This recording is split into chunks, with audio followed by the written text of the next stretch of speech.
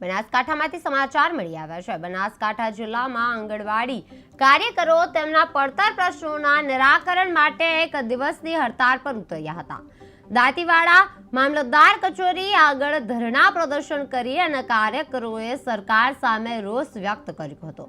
હાઈકોર્ટના ચુકાદાનો અમલ, કાર્યકરો અને તેડાગરોના વેતનમાં વધારો, વર્ગ 3 અને 4 માં સમાવેશ, ઓનલાઈન કામગીરીનો ભાર છે ઓછો કરવો અને એવીટીવી એપ છે બંધ કરવી અને નિવૃત્તિ બાદ પેન્શન સહિતની માંગણીઓ સાથે આવેદનપત્રો પાઠવ્યું હતું। માંગણીઓ પૂર્ણ ન થાય તો આગામી સમયમાં ઉગ્ર આંદોલન કરવાની ચીમકી પણ ઉચ્ચારવામાં આવી હતી। આંગણવાડી કાર્યકરોની હડતાળ છે તે થઈ હતી, જેમાં દાંતીવાડા કચેરીએ ધરણા છે તે વ્યક્ત કરવામાં આવી હતી।